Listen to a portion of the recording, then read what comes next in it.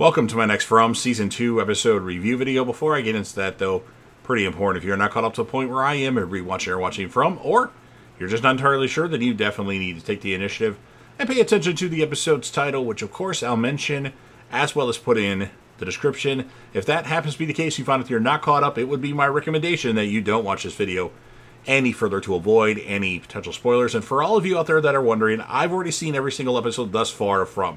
Like this show a lot. I don't think it's amazing, but I think it's pretty good.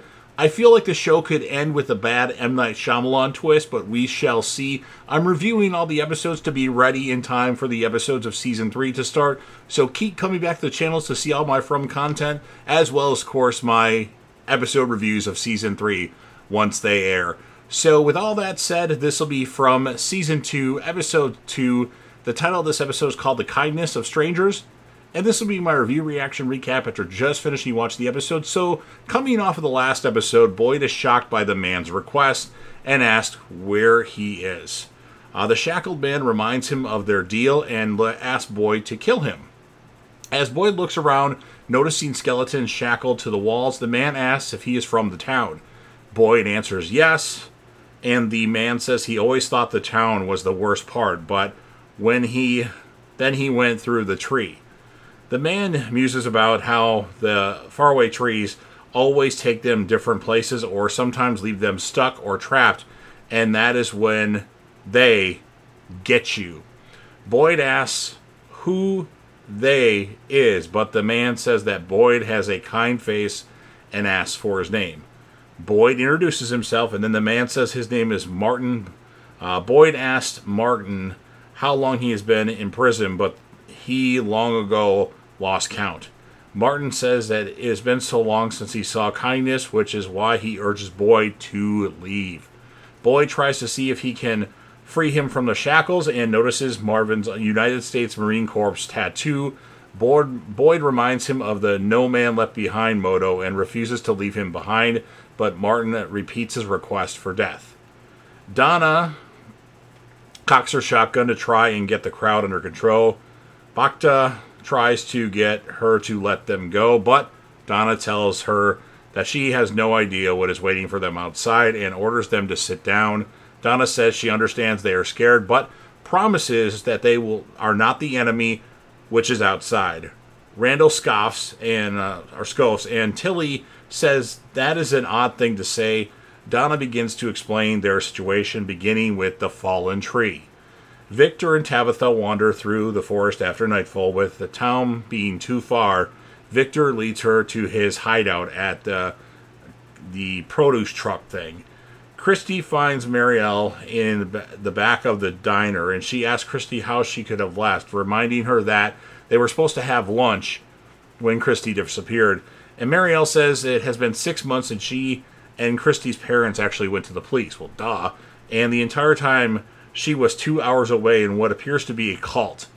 Mary tries to leave, but a crying Christy bars her way and says she understands she is hurt, but needs her to listen, and Christy begins to explain their predicament. Tom asks Jim how he's doing, and Jim answers that he thinks he has a busted rib and that it's getting hard to breathe. Jim asks Tom if he ever had to spend the night hiding, and Tom asks if it would make him feel better. If he said yes. Brick then wakes up and begins to panic and shouts for help, but Jim and Tom tell him to be quiet. Brick says he can't breathe, and Jim tells him that if he is talking, he can breathe, but should do so slowly. Tom tries to go over to help him, but can't reach Brick. Says he doesn't do well in tight spaces, but Tom assures him that they will get out of this, but they need to be silent. Boyd continues searching for a way to free Martin, who says even if he could be freed, he does not think he could make it into town. Boyd offers to carry him and shows him the talisman, which can keep the creatures away. And Martin asks him if he thinks the creatures imprisoned him and says they are simply the tip of the spear. So the creatures aren't the threat. We don't know what the real threat is yet, the big threat of the show. Boyd tries to change the subject and asks Martin where he is from as he tries to free him. Martin says he is wasting his time before the two hear a music box. Martin warns him that they are coming. that there are nightmares in the forest and that Boyd has to escape before the music stops, and Boyd finds the music box nearby. Julie peers outside the window, but Kenny tells her not to draw attention to the house. Kenny sits her down and tells her that Jim's best chance to stay exactly where he is until morning. Kenny explains that the people used to hide at night before the talismans, and that all they can do is wait. He offers her tea and asks her what her favorite book is. Julie says he is trying to distract her, and Kenny says he is, but she still has to answer the question. Tilly offers Donna a cup of tea, remarking that she thought life was out of surprises for her. Donna notices Randall is planning something with the two other men. A couple random characters. Brian and Kelly take shelter in the bar. So they were characters down the bus that ran away when Kenny and Donna were messing with the guns, and talk about how strange their situation is. Outside the sheriff's office, Fatima tries to call out to the bus passengers to hide and be quiet, and Ellis gets her inside just as two creatures round the corner. After they shut the door behind them, one of the creatures says that they are spoiling all the fun. Fatima then sees two of the bus passengers emerge from their hiding place. She tries in vain to warn them. Ellis drags her away from the window as she sees them get surrounded by creatures. Fatima continues to try to find a way to help them, but Ellis tells her there is nothing they can do as they hear screams of the passengers. Fatima returns to the door and begins shouting at the creatures outside, who tell her that she will feel better if she comes outside. Fatima begins crying and saying she can't do this anymore, and collapses into Ellis's arms. Tom, Jim, and Brick overhear the creatures, and Brick begins panicking again. Tom and Jim try to reassure him to be quiet, but Brick begins coughing up blood. Tom tells him to hang on. Randall makes a run for the door, but Kenny stops him, pointing out the screams and the howls they are hearing. Randall says they cannot leave the people outside to their deaths, and points out that they have guns, which Donna says are useless against the creatures, of course.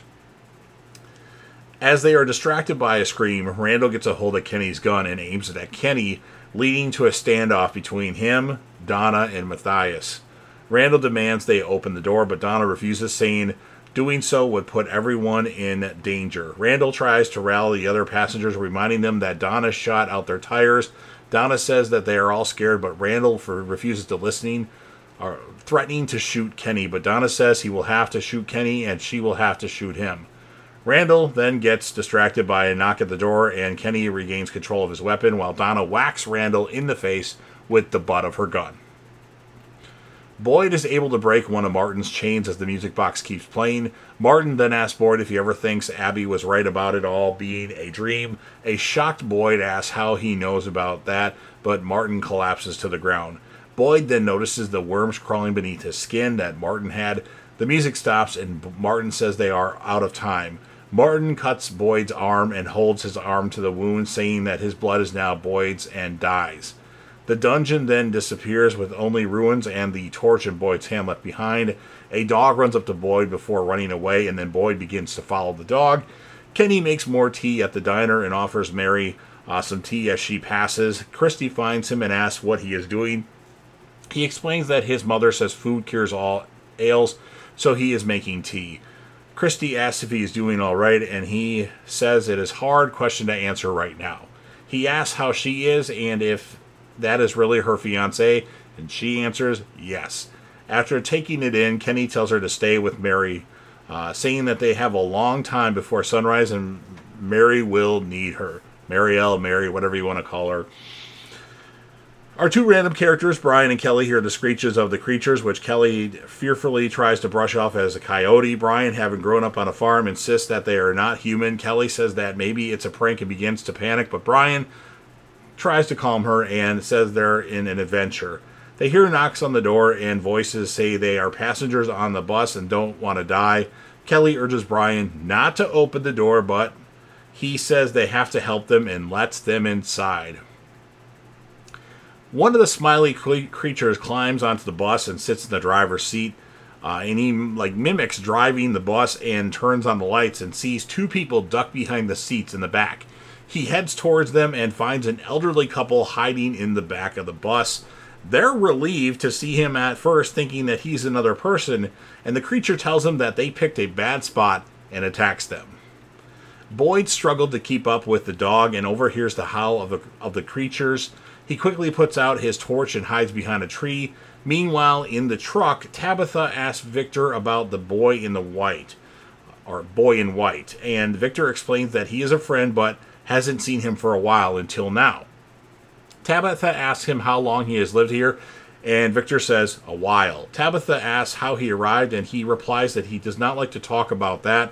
Victor then finds a box of chocolate chip cookies and shares them with her. He says there used to be more snacks, but haven't been many new people in a few months.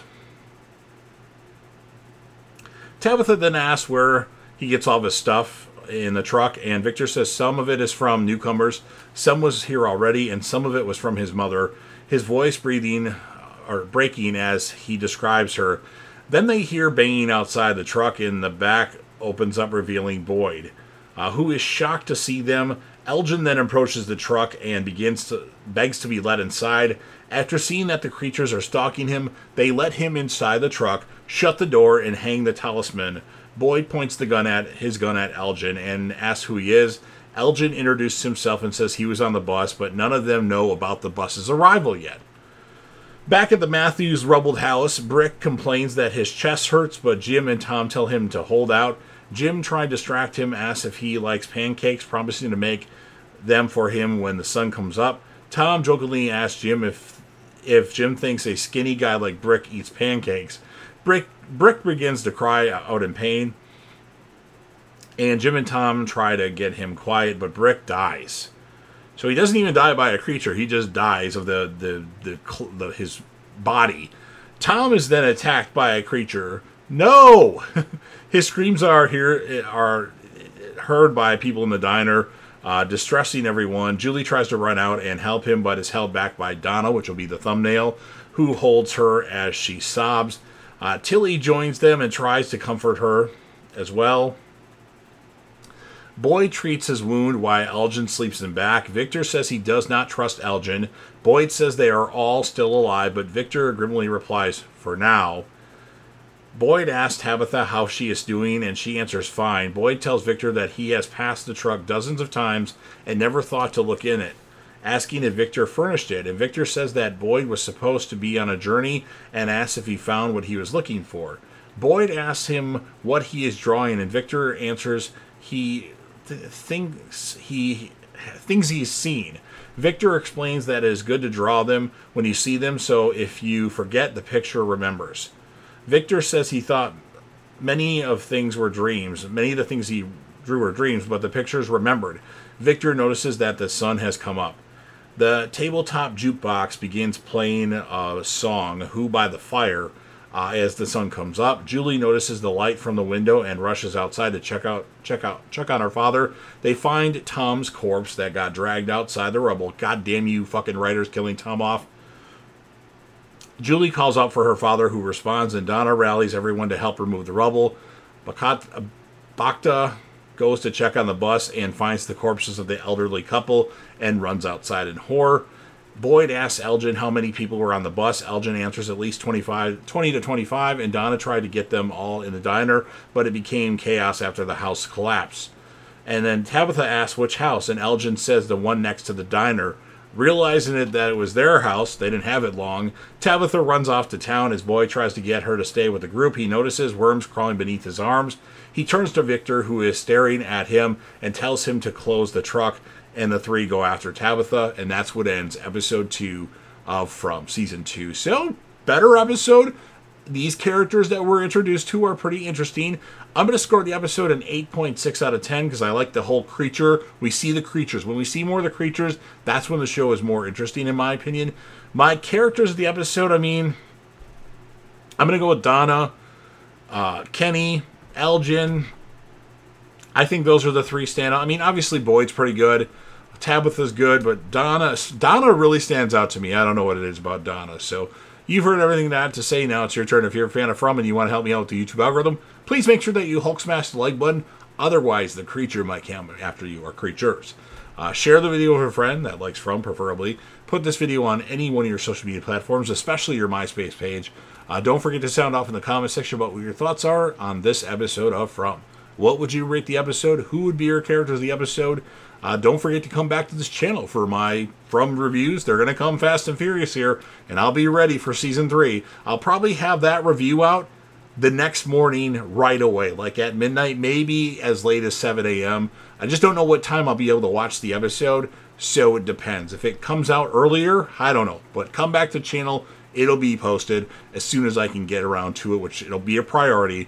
Until The Walking Dead, Daryl Dixon, The Book of Carol comes out, then I don't know. And then last but certainly not least, don't forget to hit that sub button. You're watching the video anyway. Subscribe to the channel, join the team, show your damn support, and be a part of something special. And you never know what you're going to see on JDev TV.